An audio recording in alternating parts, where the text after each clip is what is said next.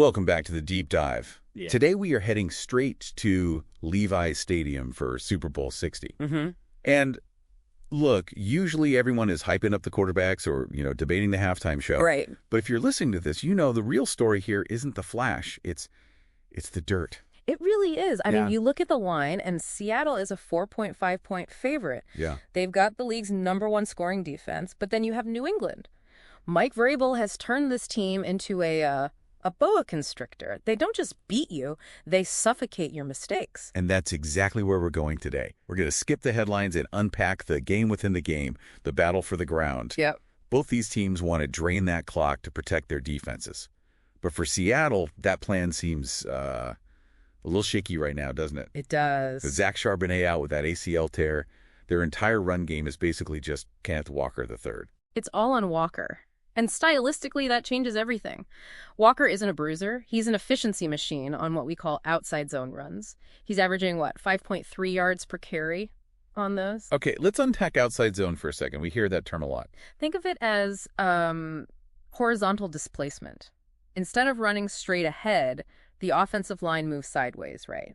They stretch the defense toward the sideline until a seam just cracks open. And Walker waits for it. Walker is patient. He waits for that crack, and then bang, he bursts through it. That sounds great in theory, but isn't that a risky strategy against this specific New England front? Walker likes to dance a bit, and I feel like that plays right into their hands. You nailed it. He is running straight into a brick wall, specifically the Williams wall. The Williams wall. I pulled the tracking data on their defensive tackle, Milton Williams. When he is on the field, runners are getting hit at 0.64 yards. Hold on, 0.64 yards? Yeah. That's barely past the center's hip. Exactly. It's instantaneous. If Walker tries to dance behind the line, Williams is already in his face. It forces Seattle to rely even more on stretching that play wide to bypass him entirely.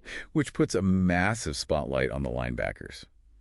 I know Robert Spillane has been a monster for New England, like a 92.0 run defense grade, but isn't he dealing with an ankle issue? That is the critical mismatch. To stop that outside stretch, a linebacker has to scrape across the formation laterally. If Spillane's ankle slows him down even a half step, Walker beats him to the edge. he gets him to the edge. Game over on that play. So Seattle is trying to run around a wall. But when New England has the ball, the script flips, right? Oh. Usually we'd say they just pound the rock with Ramondre Stevenson. You'd think so, but the data says that might be a trap. Stevenson is an engine, sure. He averages huge yards after contact. A beast. But historically, when he faces a top 10 unit like Seattle, his efficiency just plummets. Seattle is too disciplined for simple power running. So if Stevenson hits a wall and they don't want to throw 50 times, where does the offense come from? It comes from chaos. Chaos. The real threat to Seattle isn't the designed run, it's Drake Maye's legs. Wait, are we really saying the Super Bowl comes down to Drake Maye scrambling?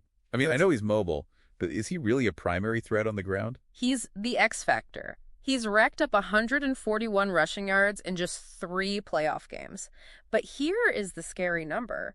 He's averaging 13.9 yards per scramble. That is absurd. That's almost a first down and a half every time he just takes off. Right. And context matters. These aren't designed runs. This is when the play breaks down, the defense turns their backs to cover receivers, and he just goes. It's volatile, and it's a nightmare for coordinators. Because Seattle's defense is so aggressive, they want to rush upfield. Exactly, which is why Seattle actually ranks 29th in yards per rush allowed to quarterbacks. They leave these huge lanes open. So what's the fix then? Do you put a spy on him? Just have someone stare at Maye all game? That is the tactical dilemma. The key guy is their linebacker, Ernest Jones IV.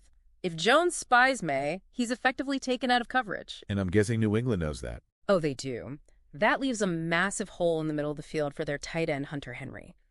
So if Jones freezes to watch the QB, Henry is open for an easy 10 yards. If Jones drops back to cover Henry... Maye has 15 yards of green grass to run into. It's a pick-your-poison situation. Precisely. It's gap discipline versus, athletic chaos. Which brings us to a final thought to chew on before kickoff. We're looking at 2 incredibly rigid, structured defensive systems here. But is it possible that the winning play won't be in the playbook at all? We might just see the Super Bowl decided by a moment of pure, unscripted chaos? A Drake Maye scramble that just breaks the whole tactical stalemate? It often is the broken plays that decide championships. Thanks for listening to The Deep Dive. Enjoy the game.